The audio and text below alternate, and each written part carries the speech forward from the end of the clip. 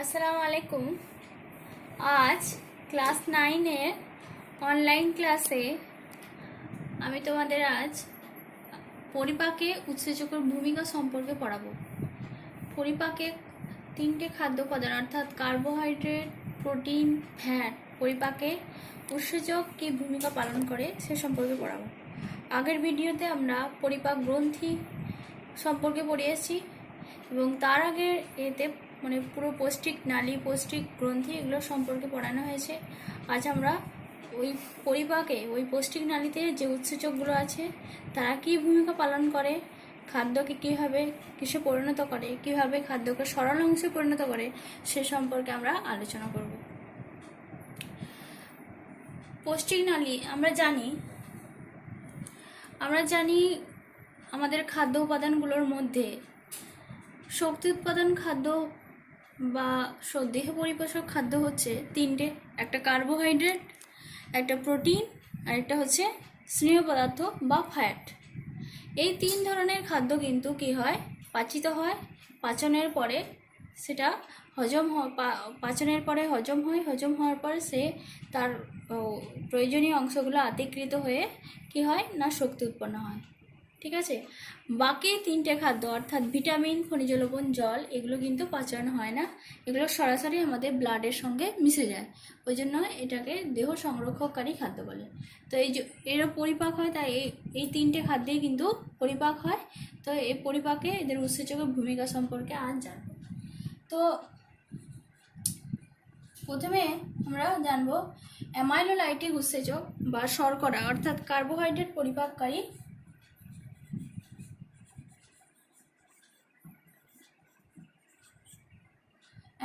Amylolytic বা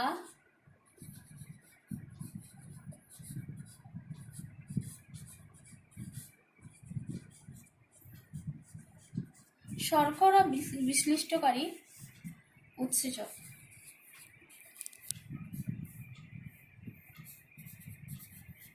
ঠিক আছে, এই শর্করা বিশ্লিষ্টকারী উৎসেচক, এদের নাম, এদের উৎস, এদের সাবস্ট্রেট এবং এদের বিক্রিয়ালব্ধ পদার্থ সম্পর্কে আমরা জানব।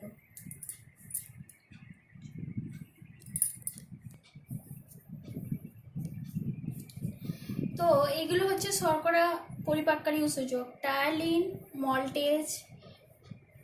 Ptyalin, amylase, maltase, isomaltase, sucrase, lactase.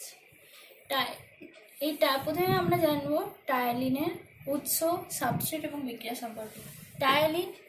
Ptyalin কোথায় উৎপন্ন হয় বা কোথায় নিঃসৃত হয়? টায়ালিন হচ্ছে আমাদের লালা গ্রন্থিতে নিঃসৃত হয়।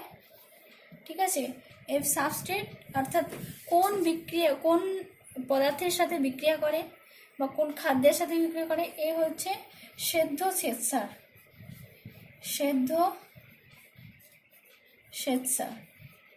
কেন সেদ্ধ শ্বেতসার? শুধু শ্বেতসার হলো না কেন? না, আমাদের দেহে যখন শুধু শ্বেতসার থাকে অর্থাৎ কাঁচা অবস্থায় যে শ্বেতসারগুলো, পলিস্যাকারাইডগুলো, সেগুলো কিন্তু পরিপাককারী উৎসেচক অর্থাৎ সেলুলোজ হিসেবে থাকে এর উদ্ভিদের মধ্যে। সেই পরিপাককারী উৎসেচক কিন্তু আমাদের মধ্যে নেই। তাই কি হয় না, ওই জন্য সবজিটাকে সেদ্ধ করলে সেটা সেদ্ধ শ্বেতসারে রূপান্তরিত হয় এবং তারপরে উৎসেচক দ্বারা পাচিত হয়।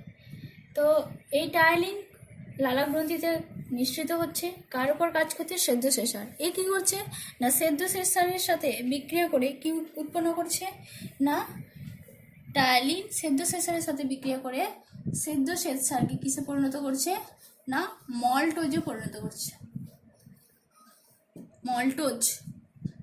মল্টোজে পরিণত করে। ঠিক আছে, তাহলে কি না, টায়ালিন লালা গ্রন্থিতে ক্ষরিত হচ্ছে, সেদ্ধ শ্বেতসারের উপর কাজ করছে, সেদ্ধ শ্বেতসারকে কিসে পরিণত করছে না, মল্টোজে পরিণত করছে।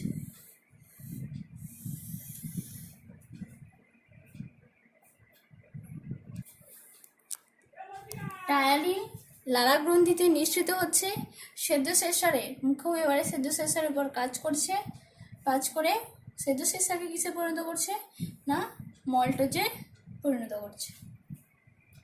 এবার নেক্সট হচ্ছে অ্যামাইলেজ। এই অ্যামাইলেজ উৎসেচকটা কোথায় পরিণত হয়, উৎস কোথায়, এই অ্যামাইলেজ উৎসেচকটা কোথায় পরিণত হচ্ছে, না অগ্নাশয়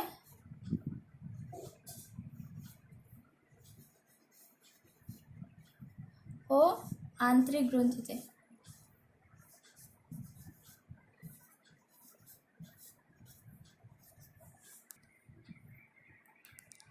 অগ্নাশয় ও আন্তরিক গ্রন্থিতে এই অ্যামাইলেজ উৎসেচক, হ্যাঁ এটাও শ্বেতসার পরিপাককারী। এ হচ্ছে অগ্নাশয় ও আন্তরিক গ্রন্থিতে কী করছে, ক্ষরিত হচ্ছে। এ কী করছে, সেদ্ধ ও অসেদ্ধ শ্বেতসারকে, সেদ্ধ ও অসেদ্ধ শ্বেতসারকে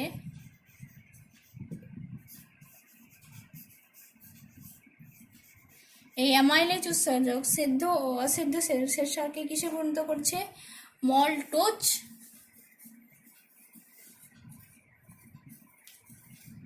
ও আইসোমল্টোজে পরিণত করছে।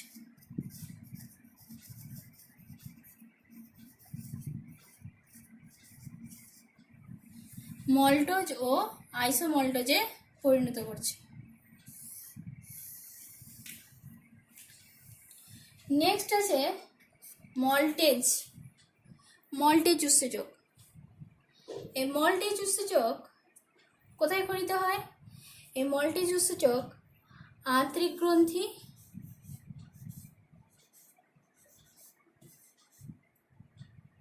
ও লালা গ্রন্থিতেও কিন্তু ক্ষরিত হয়। আন্তরিক গ্রন্থি ও লালা গ্রন্থিতে ক্ষরিত হয়। এই মল্টেজ উৎসেচক কার উপর কাজ করে, সবচেয়ে মল্টেজ উৎসেচক মল্টোজের উপর কাজ করে। এই মল্টেজ উৎসেচক মল্টোজকে কিসে পরিণত করছে,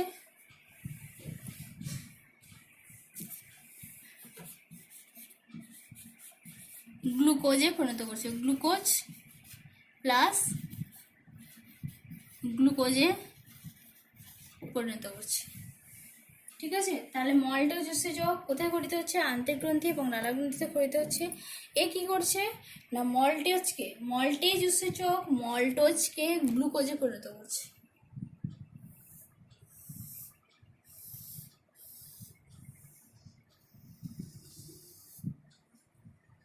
নেক্সট আছে আইসোমল্টোজ।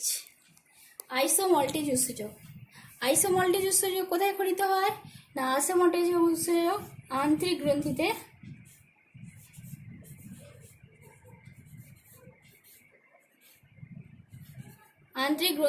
ক্ষরিত হয়। এই আন্তরিক গ্রন্থিতে আইসোমল্টেজ উৎসেচক ক্ষরিত হয়ে কি করে, কার উপর কাজ করে, না আইসোমল্টোজের উপর কাজ করছে।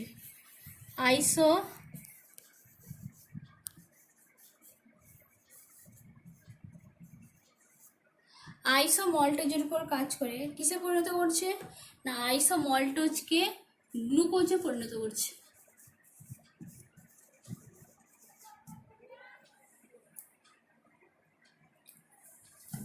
গ্লুকোজে পরিণত করে।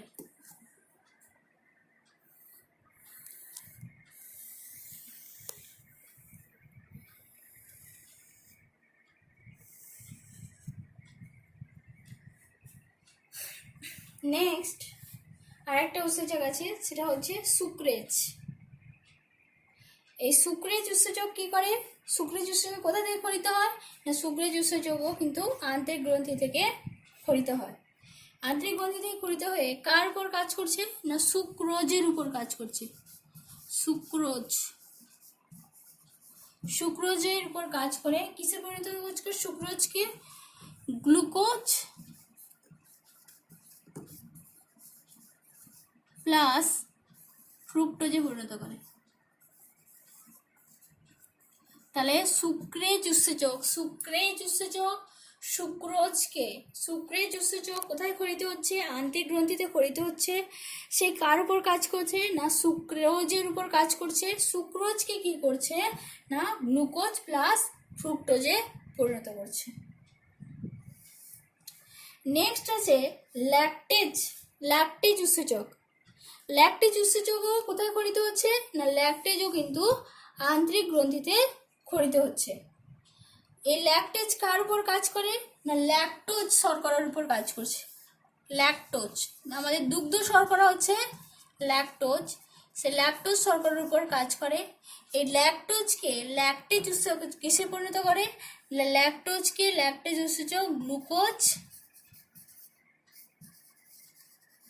প্লাস গ্যালাক্টোজে পরিণত করে।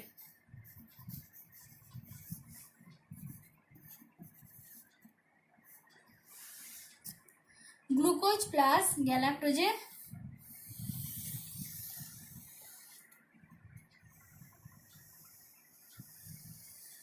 পরিণত করে।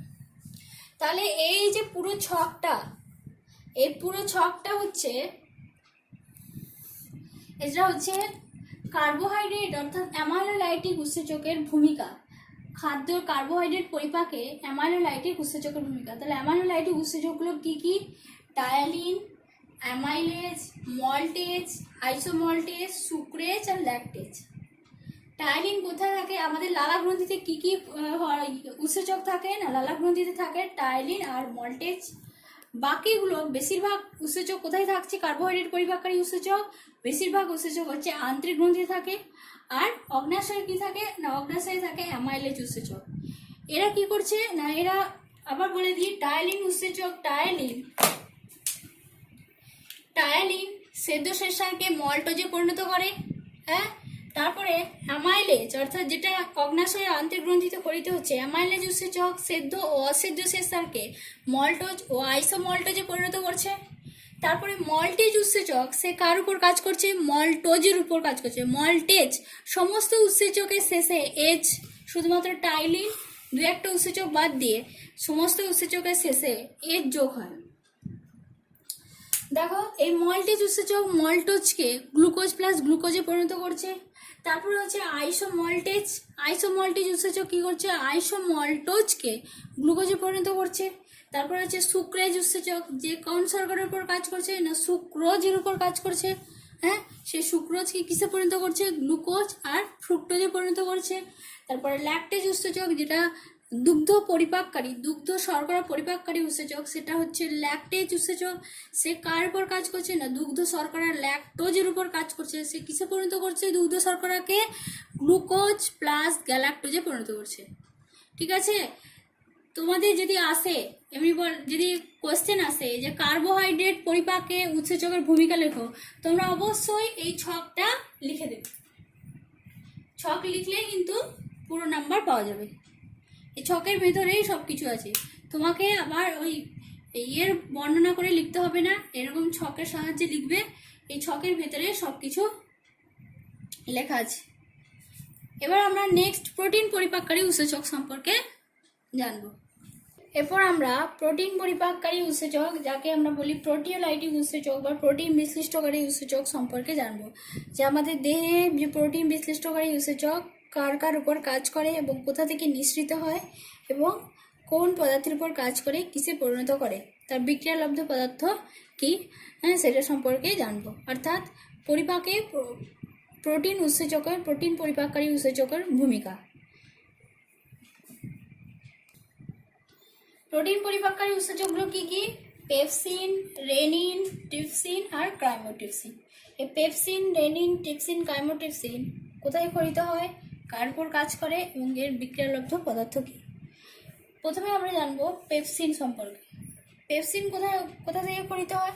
না পেপসিন গ্যাস্ট্রিক, প্রায় সমস্ত প্রোটিন পরিপাককারী উৎসেচক কোথায় পাওয়া যায়? না গ্যাস্ট্রিক গ্রন্থি অর্থাৎ পাকস্থলীতে ক্ষরিত হয়। গ্যাস্ট্রিক গ্রন্থিতে, এর উৎস হচ্ছে গ্যাস্ট্রিক গ্রন্থি থেকে ক্ষরিত হচ্ছে। কার উপর কাজ করছে? না প্রোটিনের উপর কাজ করছে। ঠিক আছে, প্রোটিনের উপর কাজ করে আর কিসে পরিণত হচ্ছে, প্রোটিনকে কিসে পরিণত করছে না পেপসিন প্রোটিনকে কিসে পরিণত করছে না পেপটনে পরিণত করছে। কিসে পরিণত করছে, পেপটন।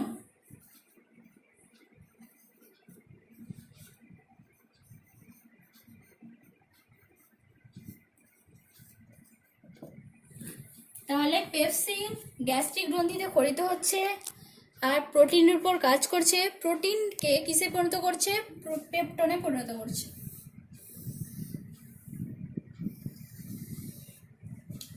নেক্সট আছে রেনিন। রেনিন উৎসেচক কোথায় ক্ষরিত হয় না এটাও কিন্তু গ্যাস্ট্রিক গ্রন্থিতে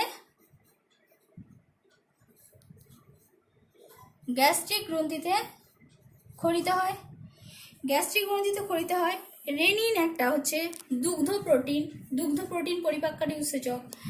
এ কি করে না দুগ্ধ প্রোটিন কেসিন, একটা দুগ্ধ প্রোটিন রয়েছে যেটার নাম হচ্ছে কেসিন।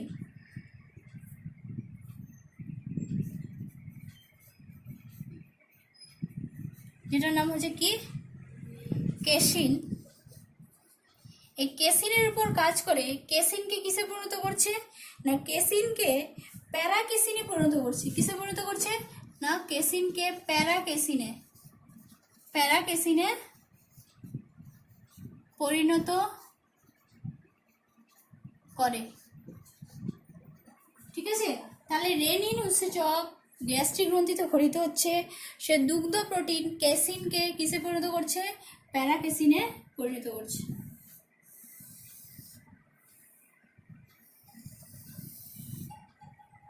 নেক্সট আছে ট্রিপসিন।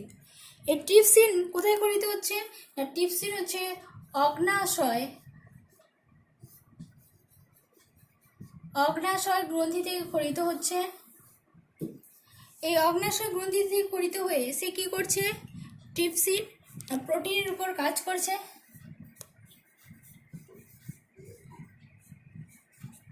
প্রোটিনের উপর কাজ করে প্রোটিনকে কিসে পরিণত করছে না প্রোটিনকে পেপটাইডে পরিণত করছে। প্রোটিনকে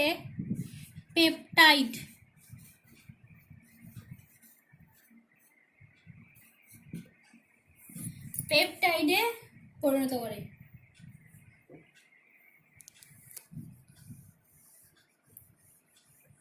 তাহলে ট্রিপসিন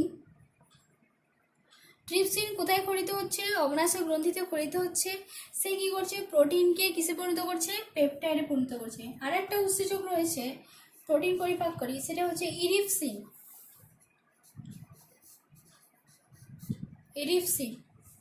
এই ইরিপসিন কোথায় ক্ষরিত হয় না ইরিপসিনটা আন্ত্রিক গ্রন্থিতে ক্ষরিত হয়।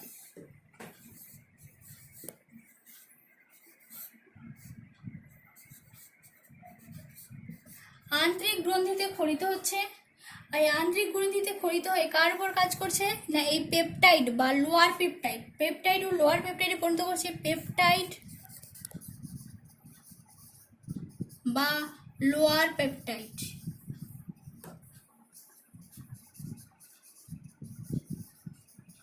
লোয়ার পেপটাইডের উপর কাজ করে এই লোয়ার পেপটাইডকে কিসে পরিণত করছে না লোয়ার পেপটাইডকে অ্যামাইনো অ্যাসিডে পরিণত করছে। কিসে পরিণত করছে, অ্যামাইনো অ্যাসিড হচ্ছে প্রোটিনের সরল অংশ। অ্যামাইনো অ্যাসিডে পরিণত করছে।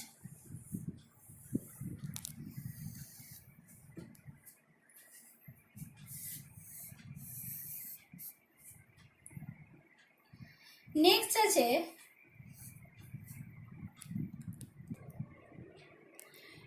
আছে কাইমোট্রিপসিন। এই কাইমোট্রিপসিন এ কি করে না অগ্নাশয় গ্রন্থিতে ক্ষরিত হয়। অগ্নাশয় গ্রন্থি থেকে ক্ষরিত হয় এ কার উপর কাজ করছে কাইমোট্রিপসিন, এ হচ্ছে দুগ্ধ প্রোটিনের উপর কাজ করে।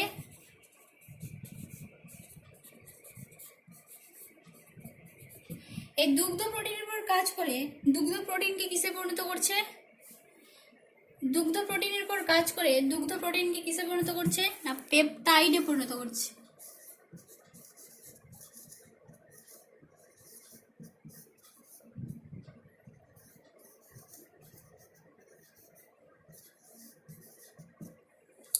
এই দুগ্ধ প্রোটিনকে পেপটাইডে পরিণত করছে। এইগুলো এই যে উৎসেচকগুলো, এগুলো হচ্ছে প্রোটিন পরিপাককারী উৎসেচক, এবং এইটা এই পুরো ছকটাই হচ্ছে প্রোটিন পরিপাকে উৎসেচকের ভূমিকা। যদি আসে যে প্রোটিন পরিপাকে উৎসেচকের ভূমিকা কি, তাহলে তোমরা লিখতে পারবে। আবার যদি শর্ট কোশ্চেন আসে যে পেপসিন কোন সাবস্ট্রেটের উপর কাজ করে এবং কি বিক্রিয়ালব্ধ পদার্থ কিসে পরিণত করে, সেটাও তোমরা লিখতে পারবে। রেনিন কেমন ধরনের উৎসেচক, কোন সাবস্ট্রেটের উপর কাজ করে এবং কিসে পরিণত করে, ট্রিপসিন কোথায় খরিত হয়, ইরিপসিন কোথা থেকে খরিত হয়, কাইমোট্রিপসিন কোথায় খরিত হয়। এখানে তুমি কি হচ্ছে না, একটা ছকের মাধ্যমে তুমি সব কিছু পাচ্ছ, plus short question, broad question. যদি ব্রড কোশ্চেনও আসে তাহলে এইভাবে ছকের মতোই লিখবে। ঠিক আছে, নেক্সট আমরা পড়ব ফ্যাট পরিপাককারী উৎসেচক। ফ্যাট পরিপাকে উৎসেচকের ভূমিকা। এরপর আমরা ফ্যাট পরিপাককারী উৎসেচক অর্থাৎ ফ্যাট পরিপাককারী উৎসেচককে বলা হয় লাইপোলাইটিক উৎসেচক। ঠিক আছে, এই ফ্যাট পরিপাককারী উৎসেচক সম্পর্কে আমরা জানবো।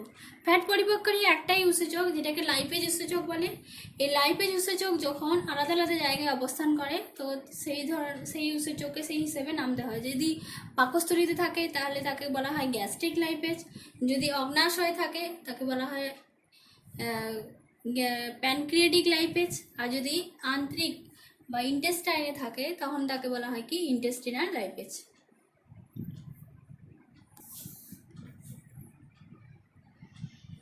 গ্যাস্ট্রিক লাইপেজ এই জন্য বলছি যে পাকস্থলীর যে জুসটাকে বলা হয় গ্যাস্ট্রিক জুস, এই জন্য সেখানে যে লাইপেজটা থাকে, যেখানে ফ্যাট পরিপাককারী উৎসেচক থাকে তাকে গ্যাস্ট্রিক লাইপেজ বলে। আর বলে দিই যে ফ্যাট পরিপাককারী উৎসেচক মুখে বিবরে কখনো কোনো ফ্যাট পরিপাককারী উৎসেচক থাকে না। মুখে বিবরে প্রোটিন ফ্যাট কখনো পরিপাক হয় না, পরিপাক হয় গ্যাস্ট্রিক থেকে শুরু হয়। গ্যাস্ট্রিক, প্যানক্রিয়েটিক অর্থাৎ অগ্নাশয়ে থাকে, আর আন্ত্রিক গ্রন্থিতে। তো গ্যাস্ট্রিক অর্থাৎ পাকস্থলীতে যে ফ্যাট পরিপাককারী উৎসেচক থাকে তাকে বলা হয় কি গ্যাস্ট্রিক লাইপেজ। সে কোথায় অবস্থান করছে না, সে পাকস্থলীতে অবস্থান করে, আর পাকস্থলীতেই খরিত হয়। ঠিক আছে, কার উপর কাজ করছে, ফ্যাটের উপর কাজ করছে। ঠিক আছে, ফ্যাটের উপর কাজ করে। এবং ফ্যাটকে কিসে পরিণত করছে না, ফ্যাটকে ফ্যাটি অ্যাসিড,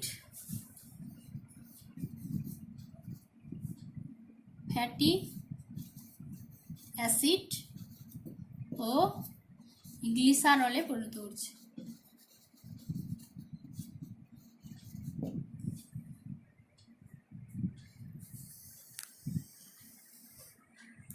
ঠিক একই রকম ভাবে প্যানক্রিয়েটিক লাইপেজ আমরা কেন বলছি, প্যানক্রিয়েটিক লাইপেজ কেন বলা হয় না, অগ্নাশয়কে ইংরেজিতে কি বলা হয় না প্যানক্রিয়াস, ওখান থেকে এসেছে প্যানক্রিয়েটিক লাইপেজ। যেহেতু প্যানক্রিয়াসে অবস্থান করে লাইপেজ উৎসেচকটা অর্থাৎ ফ্যাট পরিপাককারী উৎসেচক, ওই জন্য একে বলা হয় কি প্যানক্রিয়েটিক লাইপেজ। এটা কোথায় অবস্থান করছে, এটা অবশ্যই কিন্তু অগ্নাশয় গ্রন্থিতে অবস্থান করে বা ওখান থেকে খরিত হয়।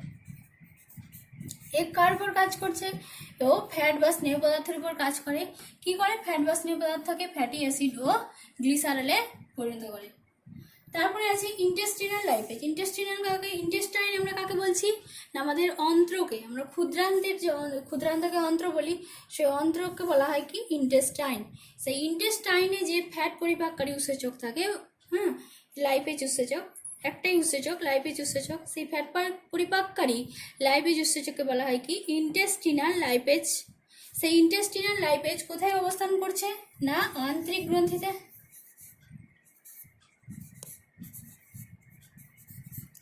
আন্ত্রিক গ্রন্থিতে অবস্থান করে। এটা কার উপর কাজ করছে, এটা ও ফ্যাটের উপর কাজ করে, এটাও ফ্যাটের উপর কাজ করে। এই ফ্যাটকে কিসে পরিণত করছে, একই ফ্যাটি অ্যাসিড ও গ্লিসারলে পরিণত করছে। ঠিক আছে, এটা হচ্ছে ফ্যাট পরিপাককারী উৎসেচকের ভূমিকা। যদি বলা হয় ফ্যাট পরিপাককারী উৎসেচকের ভূমিকা বলো, তো তোমরা এই তিনটা উৎসেচক লিখবে, তাদের উৎস লিখবে, সাবস্ট্রেট লিখবে। সাবস্ট্রেট অর্থাৎ যে পদার্থের উপর কাজ করছে, ফ্যাটের উপর কাজ করছে, এবং তার হচ্ছে বিক্রিয়া অর্থাৎ বিক্রিয়া লব্ধ পদার্থ, বিক্রিয়া ও বিক্রিয়া লব্ধ পদার্থ। ঠিক আছে? এই যে তিনটে ছক দেখালাম, এই তিনটে ছক হচ্ছে ফ্যাট, কার্বোহাইড্রেট এবং প্রোটিন পরিপাকে উৎসেচকের ভূমিকা। আজকে তাহলে আমরা ফ্যাট, কার্বোহাইড্রেট, প্রোটিন পরিপাকে অর্থাৎ পরিপাকে উৎসেচকের ভূমিকা সম্পর্কে জানলাম। যখন আসে যদি এটা 5 নম্বরের কোশ্চেন আসে যে কার্বোহাইড্রেট পরিপাকে উৎসেচকের ভূমিকা বা প্রোটিন পরিপাকে উৎসেচকের ভূমিকা বা ফ্যাট পরিপাকে উৎসেচকের ভূমিকা লেখো, তাহলে তোমরা এইভাবেই লিখবে। আগেও বলেছি, কিছুক্ষণ আগে বললাম, এভাবেই লিখবে। ঠিক আছে, আমরা নেক্সট দিন পড়ব বিপাক এবং বিপাকের গোলযোগ সম্পর্কে, যে বিপাক কি সমস্যা সে সম্পর্কে পড়ব।